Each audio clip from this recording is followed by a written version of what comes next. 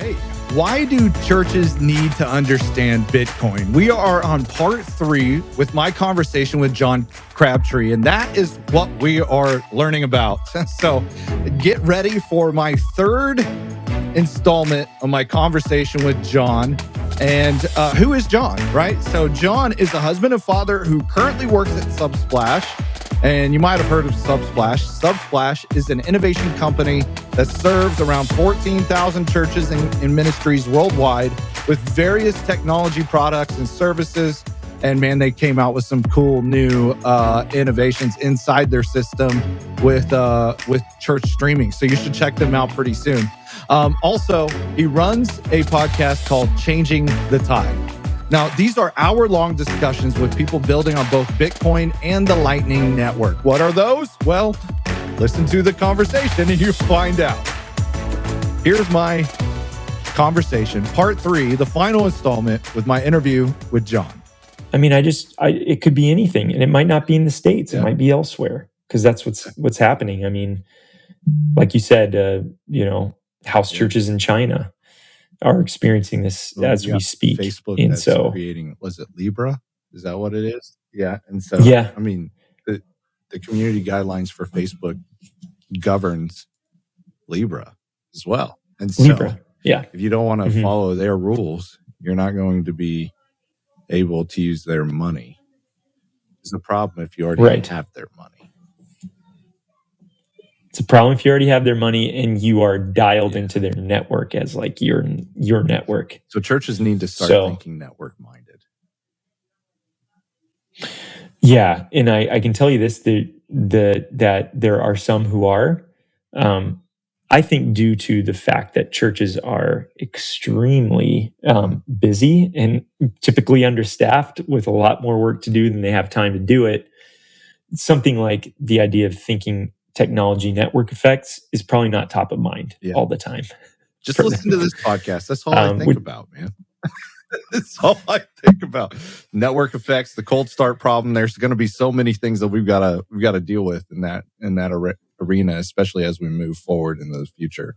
And most church leaders don't even have a clue what I just said, let alone how to deal with it. Yeah, and it's because it can be overwhelming until you just like study it as like, oh, this kind of just taps into like natural ways humans are built.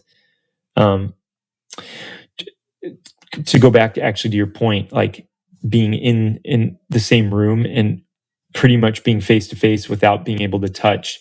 It's very fascinating that some of the original things about the church involved like all the senses, right? So you think about a communion meal. Well, they weren't just doing like a cracker and grape juice or whatever back then. I mean, this was like a full Passover meal, which since the Exodus has been a full sensory experience, sound, touch, taste, feel, sight, all of these things. And so I think what would be very fascinating is technology companies that can, if we're extending it all the way out, can digitize every single sensory experience. That would be an interesting, thing that is super untapped, but might be closer than we think. It's going to be interesting, that's for sure. Man, I would love to talk about DAOs, so decentralized autonomous organizations. Yep. So that I don't know a lot about them, but as we have moved into smart technology and blockchain, this Web 3.0 environment keeps creeping up, and I keep hearing about it. Would you explain to the audience what decentralized autonomous organizations are? I will try with the limited knowledge I have of them, but essentially the if I can, I want to do it justice, but if I can go kind of high level, it would be the idea of, rather than there being a centralized leadership of an organization, the software, the organizational leadership is run on code, Yeah. like software code, that's been pre-programmed. One of the things that I always like approach this concept with caution is like, who's writing the code and what does the code say? Well, you think about Facebook. Like, if you watched, what was it called? The Social Dilemma, I think, on Netflix. One of the things they talked about was, as they were writing the algorithms, they're like, hey, this was supposed to be for good.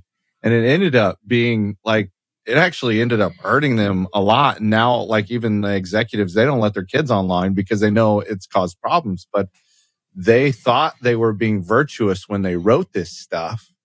And it was as if the sin nature was written smack dab in the middle of the code. And so they thought what was for good ended up turning for evil, and they don't know how to stop it anymore other than shutting it down. But that'll cause the money to go away. And so, so I that conundrum is huge. Yeah, who is writing the code? What is going to be the issues that they're not even aware of when they write it? Yeah. Yeah, that's a very salient point, and kind of the one that I was trying to hint at. It sounds very interesting, and I think right now traditionally, like, DAOs are pretty. How do I put it? They're pretty. Most of them that have come into existence, or at least being thought about coming into existence, are written on the Ethereum blockchain. So, being a Bitcoin purist myself, and knowing a little bit about Ethereum, it concerns me that that's like the blockchain that it's on. And I could talk about that, but I'll probably spare readers details, or listeners, I should say, and they can find me to talk about it more in depth. His podcast, I'm sure he'll go into it. It'll be great. Changing the tide. That's right. But I think it comes down to the question of, like, I mean, how many different church governance models are there in the world? About 6. And they like to think they're unique, but they're not. Yeah. Okay, so we'll just go with 6. And then those are enforced and run, since the beginning, historically, by humans. So it is a very interesting thought to say, okay, is human nature also going to creep up in these software-led organizations? Because here's where I think there could be some value, is like, right now, churches in the United States, at least, and in some Western countries, enjoy some immense privileges being registered legal entities in their respective government, in their respective jurisdictions. 501c3 brings with it really some nice deals, pretty sweet benefits. What happens when you no longer have access to that? How do we spin up church organizations and ministry organizations that have some level of governance outside of what's being driven from top down by governments, for instance?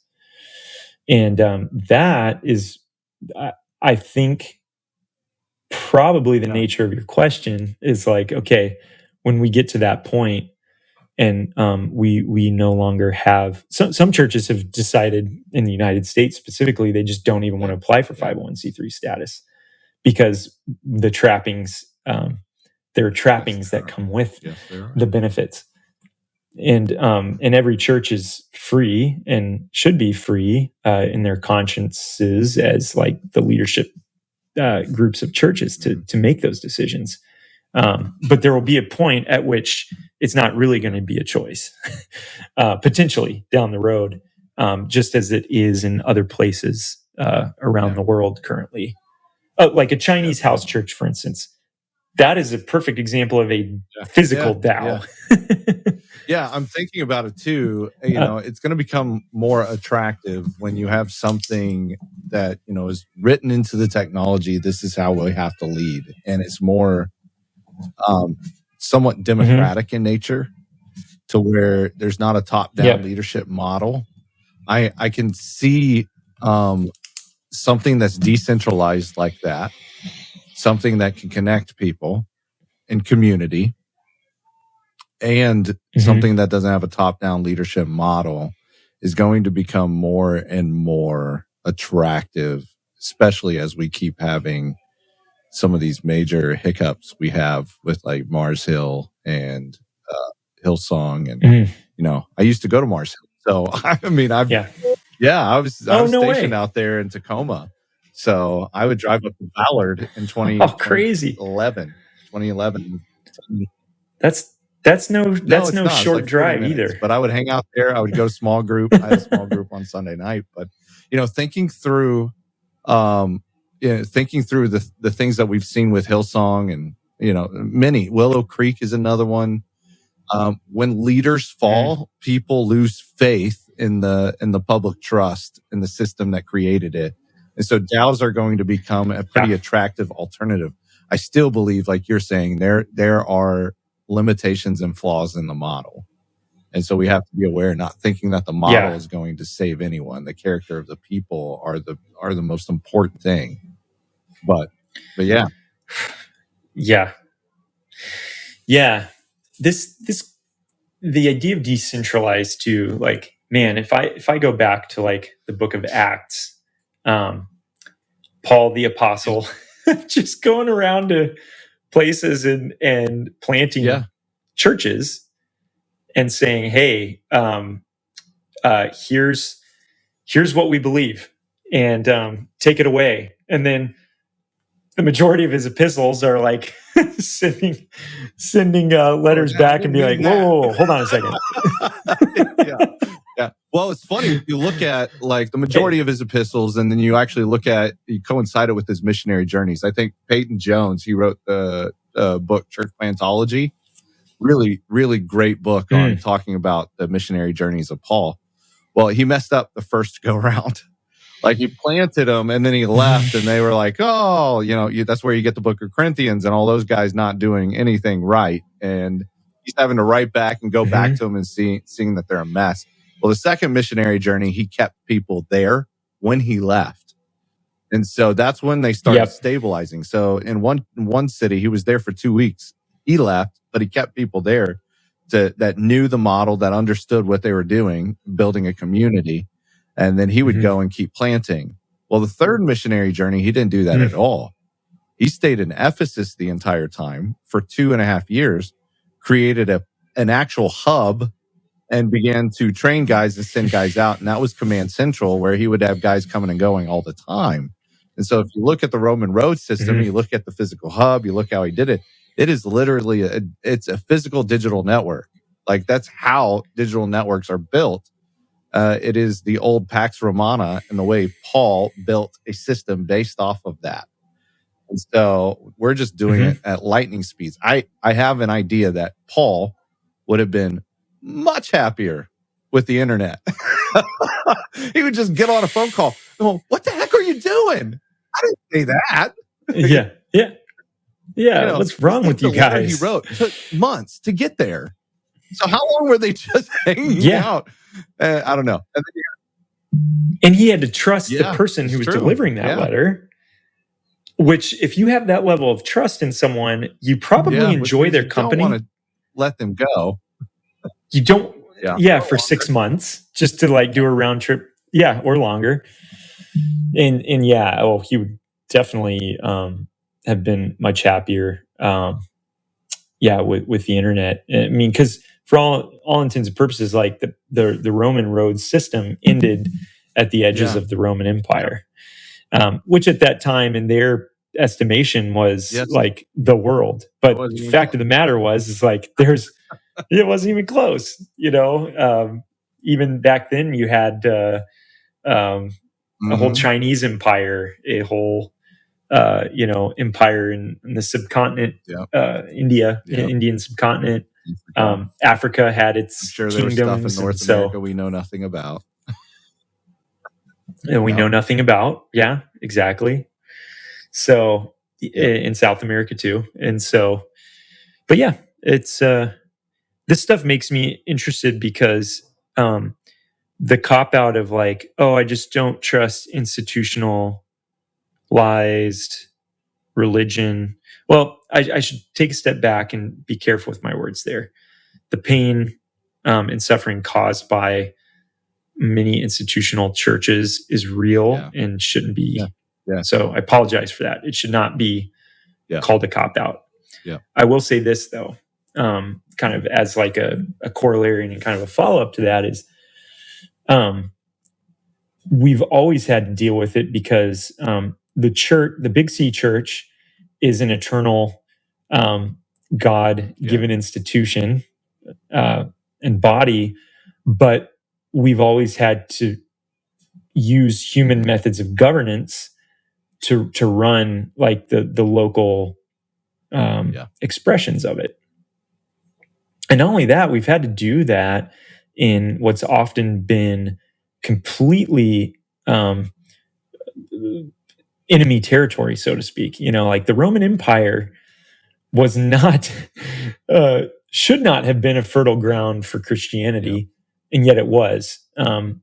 Asia Minor at that time should not have been a fertile ground for Christianity, and yet it was.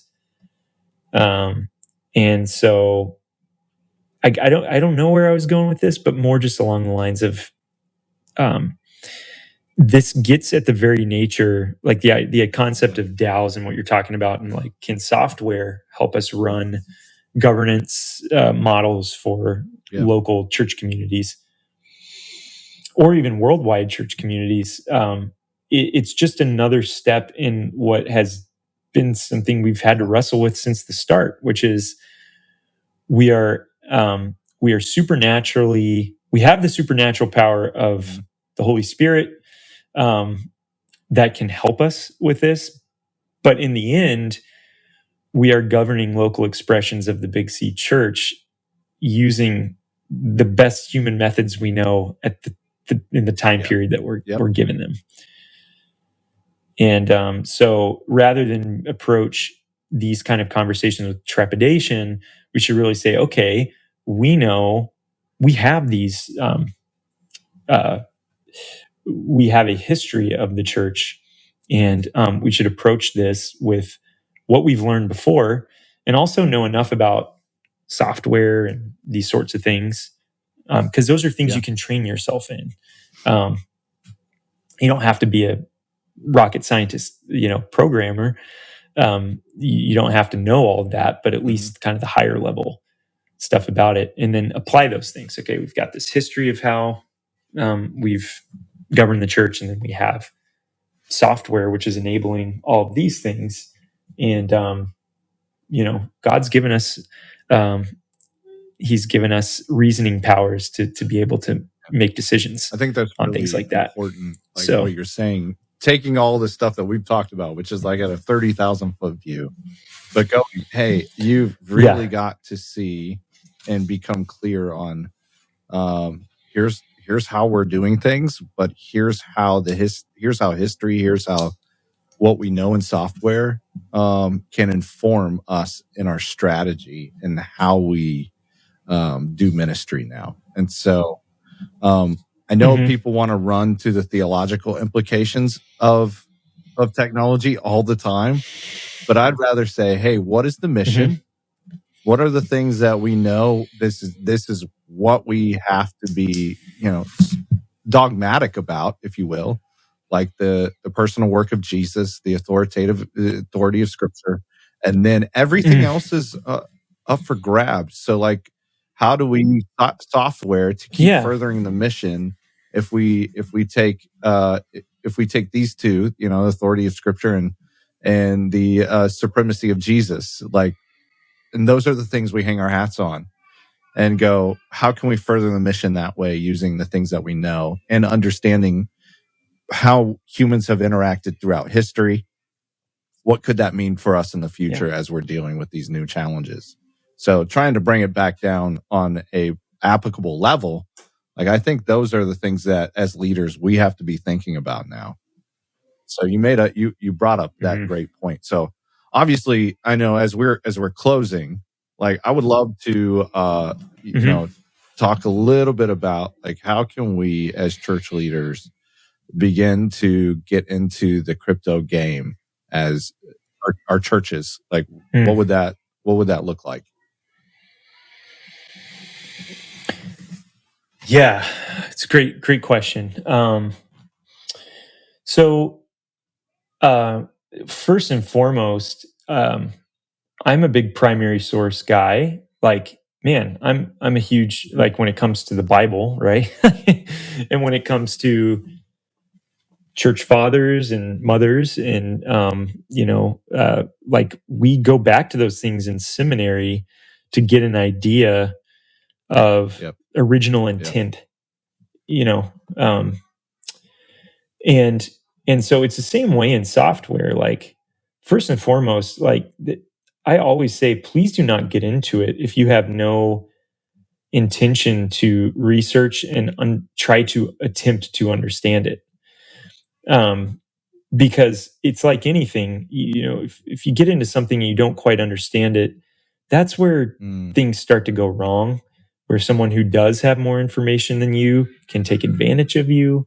And so I always say to church leaders, like, you are going to have to have an opinion on this. You are probably already getting questions asked of this. And you also have to make the decision of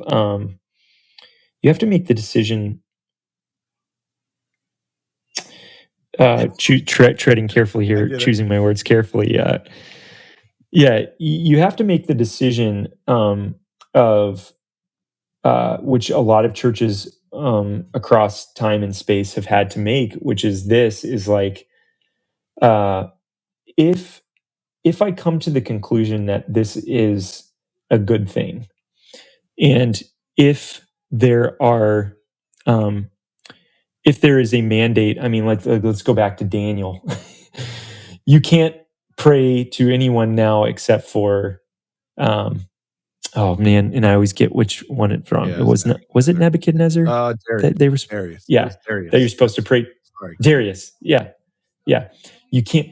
You can only pray to Darius now.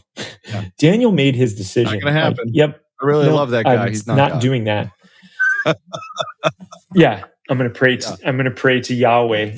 And so there's a lot of questions around, like, what if the government bans it?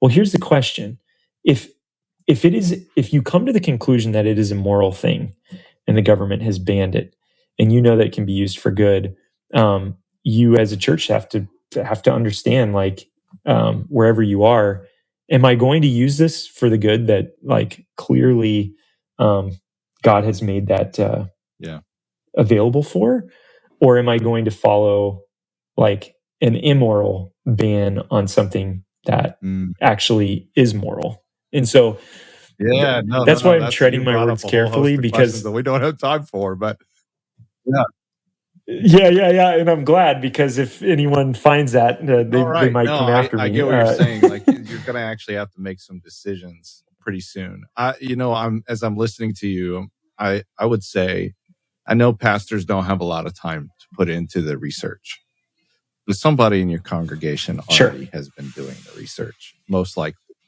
And so I would say this is a perfect opportunity to find other people and give them an opportunity to serve the body of Christ in your community.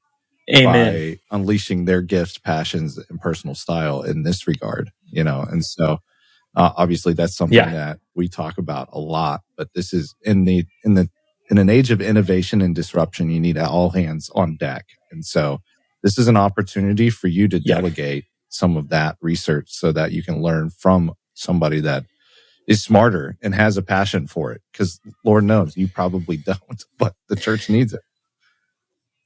Yeah, because you're probably, as a pastor, a lot smarter in a few things than your congregation.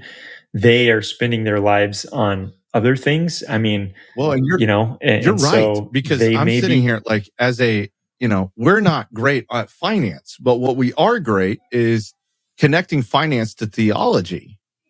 And so our people are asking, what's the morality of cryptocurrency?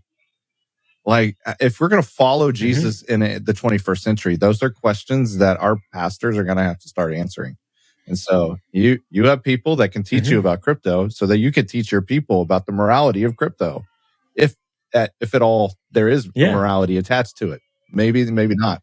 And well, Chesley, let me just say this, and not to that's what I do ruffle all the time. feathers, So but can you? Okay, great. Okay, I'm going to ruffle feathers. Can you imagine if in the 50s and 60s, the leaders of the civil rights movement had access to Bitcoin? Would they have used that on behalf of their yeah, they would have, communities? because Martin Luther King talked about the fact that, hey, you 100%. might feel like we're individually poor, but we are actually the 9th richest country in the world at that time, the Black people collectively. And it was $30 billion of GDP, basically, in the United States. he was saying. So they were talking about economics and how that would have helped had they had decentralized finance. It would have probably sped things up and probably improved things more than it did. Yeah. In fact, you see, that's why in some recent studies that were done, is that of all of the different like ethnic groups, I would say, in the United States, it's like Black African American folks who are leading the way in Bitcoin and cryptocurrency in general, and not far behind people with like their ethnicity is from a Latin American your story country. at the beginning with your missionary friend creating an actual economy, closed loop economy, that can handle that. Like, the church can do that for its people, so nobody could be poor. It literally, in your community, your faith community, nobody would be broke, which would be stinking amazing. And then too. But then in the 1040 window, you actually go peer-to-peer donations. You don't even have to rely on a central third-party organization. If there's ways you can verify, like, this person is who, and then if we have the need, they say they are, people on the ground, then they can vet the actual need at the moment. Literally by scanning QR code. Like, they send you a QR code, you send it, and all of a sudden they have access to the funds either instantly or within the next 10 to 60 minutes. Obviously you were doing micro donations through Bitcoin, which I need to learn about. So that'll be an awesome conversation. Yeah, man. Yeah, we'll get you set up. And I'll give you your first. I'll give you your first micro donations. Kickstarter. You got Kickstarter is a crowdfunding campaign. And so not just peer-to-peer, but the crowdfunding piece of this is a game changer as well. Like, no church should have a benevolence fund anymore. They don't need it. It's archaic. Get with the decentralized asynchronous platform with the digital platform, like, you could have a crowdfunding site that says, hey, if you got a need, put it on here. We have a community that will meet that need. And so you can have the governance that will vet that stuff, but it can be done now. Oh man, so much. So hey, where do they find you, Jon? Oh man, yes, good question. I tend to hang out on LinkedIn, so you can just find me. I think I'm with my full name, Jonathan, Jonathan Crabtree. So I'll be on there. My podcast is wherever you find podcasts, called Changing the Tide. And so you can find that, again, anywhere you want. But I would say professionally, those are probably my two places you'll want to go to find shout me. Out to Subsplash. I love them. We use their product too. So it's good stuff. Yes. Thanks for being with us, man. Yeah. Hey, we're trying to equip every church, and that includes digital Well, you guys first churches too. So Imagine Church with Justin and Janae Klatt. You guys had a podcast with them on there, which are friends of mine. They live like 40 minutes in the other side of town, like because I live in Phoenix, you know. So yeah, good people. So cool stuff. Cool. Yeah, man. Thank you. Thanks for having me on. Man, I loved this conversation with Jon. I think not just Bitcoin, but understanding donor development. Like as church leaders, we are going to have to get better at understanding donor development in this new world. The giving motivations of the people we're serving now are very different than what we're used to. And we came from a society that said giving is an obligation, it's a duty, it's more than just a joy. And so we could pass the plate. And we passed the plate because, you know, that was the way we should do it, because there was only one central location to be able to get giving throughout the week, and that was while people were in your building. That's not the case anymore.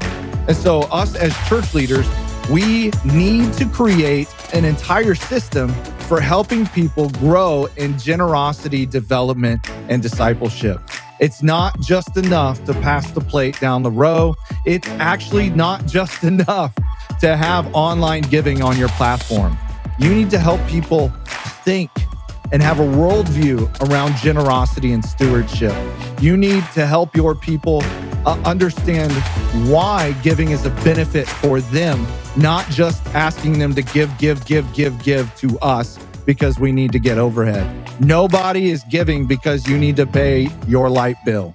No one. They're giving because they believe in your mission, they believe in worshiping Jesus, and they believe that you are a good steward of the gift that they are giving. When you understand that, and when you're able to communicate around those three pillars, you will become better at donor development. So you got to have one. You've got to think through how to communicate those things. You've got to think through, how do we help disciple people in their generosity? Without a donor development system, you will continue to lose ground on giving. Hey, I'm excited about our conversation with Megan Carter, who is running the online ministry at First Capital Christian in Indiana. And they're doing some amazing, innovative things in their online space, kind of like building and developing a track for people to become digital missionaries. That is fun. I want to talk about that next week. Here's an excerpt of my conversation with Megan. So we've got a couple people along with us, and there's a couple who everything they make, like bake, cook, is phenomenal. And they love like the Food Network and all those kind of things. And so we were like, all right, what if you guys did like a cooking, baking channel, and their whole like thing is love people and make them good food? Awesome. The other cool thing is, you know, Megan and I used to be classmates at Central Bible College. Rest in peace. Love you.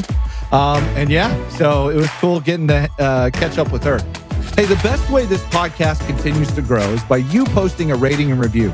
If you think more people would enjoy listening, then would you please rate and review on whatever platform you listen? I'd really appreciate it. I want to help you guys innovate and become better leaders. So I would love to help more people just like you. Thanks a lot. Appreciate it. Hey, this is it for this episode of the Chesley Lunday Experience. But we got more to come. Can't wait to see you next time.